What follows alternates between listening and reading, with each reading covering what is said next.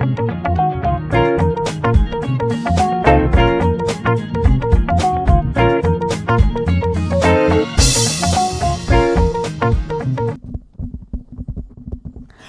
à tous, c'est l'équipe de la web radio. On est Alwena et Louise. On est allé voir Tekemat le 22 novembre, donc c'est une fanfare minimaliste. On est allé oui. les voir au labo et c'était vraiment super cool. Donc si jamais vous avez l'occasion d'aller voir Tekemat, on vous encourage. Ouais, on a vraiment adoré. Ils ont vraiment une pratique instrumentale hors du commun. Oui, très originale. Ils utilisent 2 instruments principalement, dont un qui est de leur propre création. Ouais, le tongaphone. Et sinon, ils utilisent un autre instrument qui est utilisé dans les fanfares, qui est un sous-bassophone. Alors c'est vrai que c'est un instrument qu'on voit vraiment pas tous les jours, mais en fait on se rend pas compte, mais il fait des trucs dedans. Bonsoir, aujourd'hui c'est l'équipe de la web radio et on va vous présenter les musiciens de Tekemat, un groupe de musique, c'est une fanfare minimaliste. Est-ce que vous pourriez vous présenter en quelques mots, quel instrument vous jouez ? Je m'appelle Mathieu et je fais le sous-bassophone. Salut, moi c'est aussi Mathieu. Moi je suis plutôt tout ce qui est batterie, percussion. Et le troisième, il est pas là parce que là aujourd'hui c'est lui qui fait le son aussi pour Lushan. Donc là il est occupé à travailler, mais c'est Matt Fab, autrement le son. Ça marche. Et alors vous avez parlé de sous-bassophone, mais pour nos écouteurs qui ne savent pas ce que c'est, est-ce que vous pouvez expliquer un petit peu ? Alors le sous-bassophone, on peut dire aussi sousaphone. Donc c'est un instrument de la famille des cuivres. Donc c'est le plus gros instrument de la famille des cuivres. C'est un petit peu l'équivalent du tuba, mais plutôt pour jouer à la base, c'est un instrument qu'on peut porter et qui est plutôt fait pour jouer dans la rue en acoustique. Et donc ça a été inventé par John Philip Sousa, voilà, aux États-Unis au début du XXe siècle. Et que dire de plus, voilà, c'est l'instrument que je joue. Il est lourd, non ? Alors celui que j'ai, il fait 12 kilos à peu près. Mais effectivement, oui, c'est un instrument assez lourd. C'est pas fatigant pour vous de jouer pendant tout le concert parce qu'il faut avoir du souffle, quoi, j'imagine. Ouais, disons qu'il y a effectivement un petit côté un peu sportif. Mais disons que j'ai l'habitude. Ça va. Et vous, Mathieu, votre instrument, je crois que c'est un instrument inventé, un tongophone. Il y a le tongophone, sinon moi je suis plutôt la batterie. C'est vrai que sur 2 morceaux, je joue nous on appelait ça un tongophone parce qu'on s'en sert avec une claquette dessus. C'est du coup juste des tuyaux de PVC, de gouttière, mais accordés. Et du coup, comme c'est un peu comme l'instrument de Mathieu ou comme les instruments avant, plus le tube va être long, plus la note va être grave. Donc, par exemple, Mathieu qui joue de la trompette, du coup c'est un tuyau assez court, et pour le sous-basse c'est plus long. Je dis pas de bêtises. Êtes-vous habitué à vous représenter en concert ? Alors avec nous, on a la chance tous les trois avec Tekemat de faire de la musique depuis longtemps. On a entre 45 et presque 50. Et du coup, on en fait depuis qu'on est jeune, depuis qu'on a entre 8 et 10 ans. Et on a la chance aussi de pouvoir être professionnel depuis qu'on a 20 ans. Donc on joue très souvent en public. Et c'est aussi, on est, on va dire, des musiciens de live. Notre truc, c'est d'aller faire des concerts, des tournées, de jouer. C'est là où on s'amuse. Et à propos du nom de votre groupe, Tekemat, Matt, c'est pour Mathieu, c'est ça ? Exactement. En fait, bien vu. Quand on a monté le groupe, donc on n'était que tous les deux. Et comme on s'appelait tous les deux Mathieu, et qu'on faisait une musique qui s'apparentait quand même un peu à la musique techno, on s'est dit, voilà, techno, Tekemat, et il y avait le petit jeu de mots avec échec et mat aussi. Voilà. D'ailleurs, d'où vient cette idée ? Qu'est-ce qui vous a poussé à créer ce groupe de musique ? Pardon. Alors du coup, c'est une idée qui m'est venue. C'est un esthétique que tous les trois nous on aime depuis longtemps. Et avec Mathieu ou Fab, on se côtoie dans des projets déjà depuis une vingtaine d'années. Et du coup, c'est un peu. Moi, j'avais envie de rejouer cette esthétique-là. Et Mathieu, je savais qu'il travaillait au niveau du sous-bassophone d'une manière un peu différente. Donc je lui ai proposé. Et donc on a commencé à travailler tous les deux. pour avoir déjà une proposition, on va dire, en acoustique. Et après, on a demandé à Fab de nous rejoindre pour avoir la proposition justement que vous avez entendue ce soir, sonorisée, avec des effets. Tout ça. C'est vrai qu'on a fait pas mal de chemin depuis le début du projet, quoi. Il y a 5 ans, ça a pas mal bougé. Ouais. Qui organise les événements ou les enregistrements? Est-ce que vous avez une équipe qui travaille avec vous? Alors, oui, on a des gens avec qui on travaille. Après, au départ, quand ça s'est monté, c'est comme un peu tu vois, à notre échelle, il y a un côté un peu artisan. Quand ça s'est monté, on faisait ça tous les deux, après avec Fab. Et puis au fur et à mesure, par exemple, Fab, lui, il est co-associé avec d'un assez gros studio d'enregistrement et de répétition à Rennes. Donc forcément, là-bas, on peut aller travailler, on a des facilités pour travailler là-bas. On a des salles aussi, par exemple, à côté, depuis le début du projet, on a la nouvelle vague qui nous a suivis, depuis le début, qui nous a mis à disposition des salles pour faire des résidences. Cette année, d'ailleurs, on y retourne, mais là, en résidence mutualisée. C'est-à-dire, on travaille avec d'autres salles pour travailler notre nouveau spectacle, et là, on est rémunéré. Donc voilà, pardon, il y a quelqu'un avec qui on a fait quelqu'un qui fait nos vidéos depuis le début, c'est la même personne. Parce que on a fait une vidéo, ça a bien marché, donc on travaille avec la même personne. On a un copain qui s'appelle Manu, qui fait tout ce qui est design et qui est webmaster. Et pareil, on travaille avec lui depuis 5 ans. Et puis depuis, ça va faire quoi, 3-4 ans qu'on travaille aussi avec quelqu'un qui trouve des concerts pour nous. Un tourneur. Voilà. Et là, ouais. Donc dans l'équipe, on a aussi une boîte qui nous fait tourner. On appelle ça, on dit soit un tourneur, soit un chargé de diff. C'est lui qui nous cherche des concerts, qui s'occupe aussi de trouver les concerts, d'organiser les tournées. Et là, on enregistre un album et on a un label aussi, qui nous suit pour l'enregistrement de l'album. Du coup, qui sort, le disque, il sort fin de l'hiver, début du printemps. Et donc, c'est possible de retrouver vos chansons sur des plateformes? Toutes celles qu'on a enregistrées jusqu'à présent, il y a une dizaine de morceaux qui sont disponibles un peu partout. Il doit y avoir quasiment autant, peut-être, je sais pas, 7-8 clips qu'on a fait, donc qui sont qu'on peut retrouver sur YouTube. Et puis là, il y a le premier clip du nouvel album qui sort début décembre. Donc vous êtes dans le métier depuis longtemps, mais qu'est-ce qui vous y a amené, qu'est-ce qui vous fait aimer la musique pour en faire votre métier justement? Alors, je pense que l'un comme l'autre, ce qui est sûr, c'est qu'on aime beaucoup la musique. Moi, c'est vrai que vraiment depuis que je suis tout petit, j'aime beaucoup ça. Après, j'avais pas décidé d'en faire mon métier. C'est arrivé un petit peu par hasard, en fait, parce que j'avais fait d'autres études, et puis il s'est avéré que j'ai eu des propositions pour faire des concerts dans un groupe qui s'est mis à tourner, puis je me suis retrouvé un peu musicien professionnel, entre guillemets, un peu par hasard, en fait. Mais c'est vrai que en même temps, franchement, c'est quelque chose que j'aime beaucoup et j'étais plutôt content d'avoir ces propositions-là. Et maintenant, je ne regrette pas. Moi, c'est vrai que j'ai toujours eu envie de... j'ai commencé vers 10 ans la musique, puis assez vite, vers 15-16 ans, c'est un truc que je voulais faire que ça. Mais, et comme j'ai fait un peu comme tout le monde, vers 18 ans, j'ai fait quelques petits boulots, et là, je me suis dit non, en fait, faut que je fasse ça, quoi. C'est pas possible pour moi, c'est pas que c'est pas possible, je l'aurais fait, mais si j'ai envie de m'amuser et de vivre les choses pleinement, il fallait que je me donne les moyens. Donc l'un comme l'autre aussi, ça nous a demandé pas mal de travail à des périodes, comme tout. Mais par contre, c'est vrai que là, c'est trop cool de vivre de la musique, de faire ça. Nous, c'est notre métier, ça a toujours été notre métier, donc c'est une vraie chance qu'on a de ce côté-là, de se lever, d'avoir que ça à faire contre. Il y a d'autres choses, mais on a toujours eu que ça à faire, quoi. C'est plutôt chouette. D'accord. Vous aimez la musique au point de la partager avec des écoles de musique? C'est bien ça? On a eu des écoles. On a eu vent que vous travailliez avec des écoles de musique, par exemple celle de Planquette, je crois, je suis pas sûre.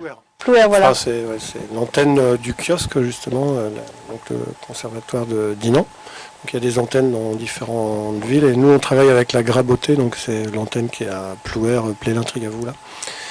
Et c'est quelque chose qu'on fait depuis longtemps. Aussi, on peut appeler ça la médiation culturelle, mais en fait, ça peut avoir plusieurs noms, mais l'idée, en fait, c'est de partager notre approche de la musique avec des jeunes élèves, des jeunes musiciens en herbe, en fait. Donc, on travaille avec les écoles de musique ou les conservatoires, ou des fois même avec des collèges ou des écoles, des orchestres à l'école. Et l'idée, en fait, c'est de On fait des arrangements de nos morceaux, mais pour des orchestres en fait. Et voilà. Et l'idée, c'est d'amener des jeunes musiciens à jouer un peu la musique comme nous, un peu à notre manière, quoi. Voilà, d'essayer de sortir un peu des schémas, on va dire, classiques, on va dire. Mais c'est quelque chose qu'on fait depuis longtemps et qu'on aime bien faire. Ouais. Est-ce que vous écoutez beaucoup de musique, vous, dans votre vie au quotidien? Est-ce que vous vivez vraiment à 100% avec la musique? Bah ouais, moi j'en écoute beaucoup. Disons qu'en tout cas j'aime bien tout. Il y a vraiment, il y a peu de styles de musique que j'aime vraiment pas. Je trouve qu'il y a vraiment des bonnes choses un peu dans tout. Après, moi, j'aime bien écouter, par exemple, j'écoute pas mal de jazz le matin. Je sais quand j'ai envie de me détendre, ouais, j'écoute du jazz et j'aime beaucoup. Ouais. C'est pas par les trompettistes hein, surtout, mais les trompettistes de jazz surtout. Mais aussi, il y a plein de tubistes que j'adore. Et d'ailleurs, même j'écoute pas que des tubistes et des trompettistes, j'écoute aussi plein d'autres instrumentistes, mais c'est vrai que moi je suis plus influencé par la musique instrumentale. Justement, vous disiez que vous avez fait à peu près 45-50 concerts. Est-ce qu'il vous arrive encore de stresser avant les concerts? Qu'est-ce que vous faites pour ne pas stresser? Est-ce que vous avez une routine avant le concert pour... Alors, par rapport, tu disais 45-50 concerts. On a dit ça à quel moment? Non, c'est excuse-moi. Au début, j'attends. Ah non, c'est juste pour savoir. Non, mais... Non, t'inquiète. Est-ce que... Oubliez le 45-50 là. Ah non. Alors repose la question si tu veux. Est-ce que vous arrivez encore de stresser parfois avant les concerts? Est-ce que vous... Moi, oui, ouais. Carrément. Bah, en fait, comme à chaque, notamment dans Takemat, il y a pas mal d'improvisation. Il y a aussi, suivant aussi les moments, suivant l'endroit où tu vas jouer. Moi, je sais que je vais plus stresser si je joue devant les gens que je connais que devant 2000 personnes que je connais pas, quoi, à 2000 km d'ici. Il y a aussi ce truc-là. Il peut y avoir si finalement on te dit que ce soir-là, il y a quelqu'un, il y a des gens d'un festival qui viennent et qui, possiblement, grâce à si tu fais un bon concert, tu vois, il peut y avoir plein de choses qui font... en tout cas, moi, ça m'arrive encore... bon, déjà, je suis un peu de nature stressé, donc, mais ça m'arrive très souvent, même. Toi Bah en fait, moi disons que si moi ça peut m'arriver de stresser, c'est plus sur les premières, moi quand je fais des premières... tu vois que tu présentes quelque chose de nouveau, moi c'est vraiment ça, je trouve, qui est un peu plus stressant parce que tu sais pas déjà comment toi tu vas réagir et aussi comment le public va réagir. C'est vrai que Takemat, on a fait quand même un certain nombre de concerts qui fait que là en plus le set qu'on joue là il est vraiment rodé et tu parlais de routine et justement on sait comment... On sait à peu près dans quel état se mettre pour pouvoir assurer le concert. Tu vois, par exemple, moi, je sais que si j'ai pas fait de Suba depuis plusieurs jours, je joue pendant 1 heure ou 2. Et puis, juste avant le concert, comme ça, j'arrive, je suis bien chaud et je sais qu'a priori, ça va bien se passer, quoi. Il y a un côté vraiment physique aussi, quoi. Il faut être prêt physiquement, quoi. Un peu comme un sportif. Et est-ce que ça vous stresse quand la salle est très calme et qu'elle ne se met pas à danser tout de suite, ou est-ce que justement vous dites que c'est un peu un défi pour vous? Globalement, avec Takemat, c'est assez rare que les gens dansent pas. Enfin, après, des fois, ça peut quand même arriver. On fait des concerts par exemple en journée, où les gens peuvent être même assis en extérieur. Et là, on sait qu'ils sont en mode écoute, qu'ils sont là pour écouter, qu'ils n'ont pas, c'est pas forcément l'heure ou pas l'envie de danser. Donc là, on joue un peu différemment. On adapte aussi un peu en fonction de ça, parce que des fois, quand les gens sont partis à danser, les morceaux, on peut les faire durer. En fait, c'est aussi ça, on s'adapte en fait un peu en fonction de... Mais le fait que les gens dansent ou pas, on sait que ça dépend pas que de nous, quoi. Après, c'est effectivement... c'est plus sympa. Je pense que quand on fait un concert, l'idée c'est avant tout de prendre du plaisir. Tout à l'heure, vous êtes descendu de scène. Vous avez fait ce choix pour plus profiter du public, pour justement faire un peu danser encore plus ou... Ouais, un peu. Puis en fait, nous, on est tous les deux, on a une expérience de musique dans la rue aussi. Moi, par l'instrument que je joue, en fait, qui est un instrument vraiment de fanfare. J'ai vraiment beaucoup joué dans la rue au milieu des gens en fait. C'est quelque chose que j'ai beaucoup fait, que j'aime bien faire. Mathieu il l'a fait aussi. Et en fait c'est des instruments qui permettent ça en fait aussi, de pouvoir aller se déplacer, d'aller jouer partout. Et du coup c'était pour rappeler ça un peu aussi, quoi, que on est sur scène parce que voilà, c'est plus pratique, les gens nous voient mieux, mais bon, ça permet de casser aussi cette barrière-là, puis d'aller dans les gens, je trouve que c'est assez sympa, quoi. Je pense que c'est ma dernière question. C'est qu'est-ce que vous voulez faire passer comme message? Qu'est-ce que vous voulez que le public retienne? À part, Passer un bon moment. voilà, passer un bon moment. Là, ce soir, on ne l'a pas fait. Et puis, on aurait bien voulu inviter notre copain Louchan, mais il était occupé à gérer des trucs avec ses lumières. Mais généralement, la formule du trio Tekemat permet d'inviter du monde. Donc, c'est quelque chose qu'on fait très régulièrement, d'inviter, notamment sur la fin des concerts, des gens soit qu'on connaît, ou soit des gens avec qui on partage l'affiche. Quand même de se dire qu'en faisant des choses un peu différentes, peut-être d'essayer de cultiver cette différence, finalement c'est peut-être plus... c'est une voie qui est aussi intéressante plutôt que d'essayer de faire comme font les autres. Je pense que c'est bien toujours d'essayer d'aller vers la création et d'essayer de nourrir ça en fait. Merci beaucoup d'avoir répondu à nos questions. C'était très sympa et on a beaucoup aimé votre concert. Merci. C'est sympa d'avoir comme ça un cadre qui sort de l'ordinaire, parce qu'une fanfare minimaliste très originale quand même, avec les modifications que vous apportez à vos instruments et tout, c'était vachement cool. Donc merci beaucoup. On a beaucoup aimé, en tout cas on a pu danser. Cool, tant mieux. On a vu ça. Ok. Est-ce qu'on peut vous retrouver sur Instagram ou sur un site Il y a Instagram, alors du coup Instagram, Facebook, TikTok, sur les réseaux sociaux classiques. Après, on a un site internet, il y a YouTube, et puis comme on disait tout à l'heure, les plateformes, Deezer, Spotify, voilà, tout ça. D'accord. Merci beaucoup Tekemat en tout cas.